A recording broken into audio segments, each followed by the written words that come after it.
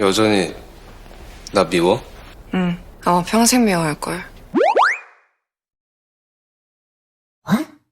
오늘 11화의 내용은 다소 스토리가 급하게 마무리되는 느낌이었는데요. 특히 그렇게 견우에게 죽으라고 고사를 지내던 희나가 견우를 저주했던 이유가 자신이 저지른 방아를 뒤집어 써준 것 때문이었다고 말한 장면이었는데요. 희나도 양궁부였고 아무리 노력을 해도 견우를 이길 수 없던 자신이 한심해 보여 양궁부 자체를 없애버리려고 한 듯한 모습입니다. 그 열등감과 좌절감이 방아로까지 이어진 것이었죠. 양궁 다시 할 거야? 그렇기에 견우가 나 아니었음 너 안 그랬을 거잖아 라고 말하며 끝까지 그 탓을 자신으로 돌리는 모습이었는데요. 불귀신과 깊은 연관이 있기에 엄청난 저주를 퍼부었을 것이라고 생각했는데 열등감 때문이었다는 게 이해가 가지 않았습니다. 여러분들도 이 부분이 이해가 되시나요? 그리고 오늘 최종화 예고편에 엄청난 떡밥이 숨겨져 있었는데 그 진실에 대한 이야기를 해드리겠습니다. 지난 이야기에서 여마는 성화와 꽃도령에게 봉수를 아끼라 칭하며 당장 없애야 한다고 이야기했습니다. 통천장군이 마지막까지 여마를 지키려 했지만 결국 그로 인해 봉수는 동천장군을 통해 마지막으로 100명을 다 채우고 완전한 악귀가 되어버렸죠. 그리고 방에 갇힌 여마는 꽃도령에게 악신이 머물면 식물, 동물, 그리고 마지막에는 사람까지 죽게 된다고 경고하며 천지선녀인 성화를 말려야 한다고 호소했습니다. 그러나 꽃도령은 이미 성화가 이 모든 사실을 알면서도 나선 것이라고 밝혀 충격을 안겨주었죠. 이는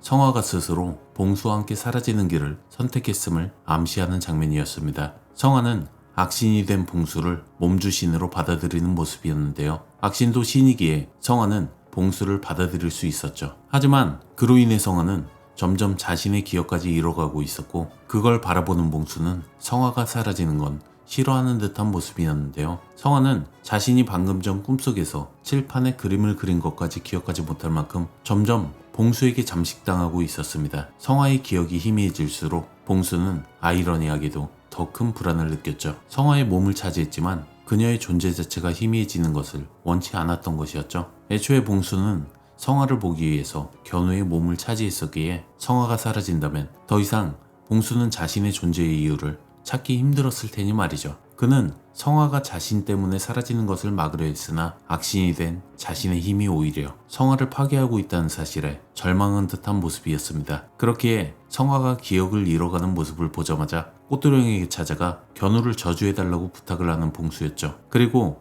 이름을 잘 찾고 있냐는 꽃도령의 말에 화를 내는 모습을 보면 말은 그렇게 했지만 결국 자신의 욕심으로 인해 이러한 상황들이 생기고 있다는 것을 인지하고 있는 모습이었습니다. 결국 봉수는 성화의 모습으로 견우와 마주하게 되었고 그렇게 동창회까지 나가며 성화로 살아가는 모습이었는데요. 무당 홍그릇이 깨지고 있다는 여마의 말을 보면 봉수가 성화의 몸에 머무르면서 봉수 자신의 영혼뿐만 아니라 성화의 무당으로서의 홍그릇마저 위태로워지고 있었음을 알 수 있습니다. 봉수의 악신화된 힘이 성화의 몸을 갉아먹고 있었던 것이었죠. 결국 이와 같이 이미 여마가 이야기한 것처럼 봉수를 죽이기 위해선 몸이 깃든 사람도 죽을 수밖에 없다는 사실을 알 수가 있습니다. 성화는 악신인 봉수를 받아들였기에 자신이 죽어야만 봉수도 죽는다는 사실을 알고 있었죠. 그런데 최종화 예고편에서 무당 홍그릇이 깨지고 있다고 말하며 무업은 등가교환이라고 말하는 여마의 말을 보면 무업은 등가교환이라는 말은 무당이 영적인 힘을 쓰거나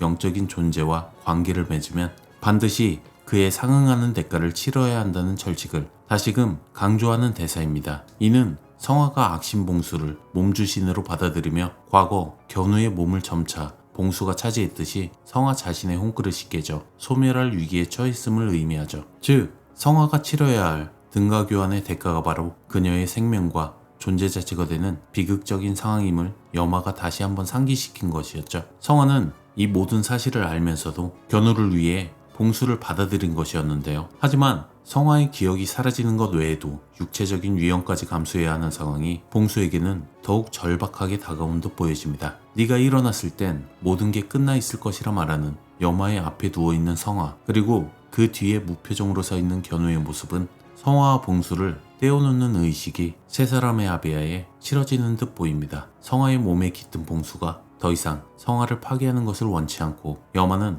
봉수를 소멸시키려는 자신의 목적을 달성하려는 과정에서 견우는 성화를 구하려는 마지막 희망을 걸고 이 의식에 동참한 듯 보여지는데요. 하지만 더욱 힘이 빠진 듯한 봉수의 모습과 함께 견우에게 대신 죽어달라 말하는 장면이 나오죠. 그리고 그 이후의 장면에서 폐가에 앉아있는 봉수의 모습은 견우가 다시 봉수를 받아들인 것처럼 보여지는데요. 견우가 입고 있던 옷 그대로 봉수의 말투로 말하는 것과 함께 울고 있는 성화의 모습은 결국 봉수가 다시 견우의 몸에 들어갔다는 사실을 알려준 셈이었죠. 그리고 견우가 본인 대신 죽으려 한다는 사실에 눈물을 흘리는 모습이었죠. 그것뿐만이 아니라 천지선녀가 다시 자신에게 찾아왔기에 눈가리개를 벗기는 장면이 연출된 듯한데요. 성화는 신성한 존재를 깨우고 그 잠재된 힘을 각성시켜 현재의 위급한 상황에 개입하게 하거나 특정한 영적인 목적을 위해 그 힘을 사용하겠다는 의미처럼 보여집니다. 결국 성화는 다시 영적인 능력을 되찾고 염화로 인해 봉수는 견우의 몸을 다시 되찾은 셈이었죠. 봉수를 둘러싸고 있는 붉은 실은 봉수가 100명의 영혼을 흡수하며 악귀가 된 만큼 그 실들은 그가 저지른 업보나 한 맺힌 영혼들의 원념이 형상화된 것처럼 보여집니다. 결국 그 줄을 하나씩 자르는 염화의 모습은 봉수로 인해 희생된 영혼들의 원한을 풀어주는 정화의식의 일부로 해석될 수 있습니다. 염화는 비록 복수심에 사로잡혔지만 그녀의 무업을 통해 봉수에게 남겨진 마지막 족쇄를 끊어내는 역할을 하는 것이죠. 이 과정을 통해 봉수는 더 이상 악신으로서의 존재 이유를 잃고 자신의 업보에서 벗어나 진정한 천도 또는 소멸의 길을 걷게 될 듯한데요. 봉수를 향한 증오와 어머니의 비극에 대한 복수심으로 가득 찼던 염화는 마침내 봉수의 업보를 끊어내는 순간 피를 토하며 쓰러지는 모습을 보여주었죠. 결국 염화가 피를 토하며 쓰러지는 장면은 무업은 등가교환이라는 염화의 대사와 연결되어 결국 염화 또한 그 무거운 대가를 치르고 죽음에 이른다는 스토리를 암시합니다. 이처럼 강력한 악신 봉수의 업보를 끊어내는 행위는 염화의 모든 영적인 힘과 생명력을 소진시키는 거대한 등가교환의 과정처럼 보여집니다.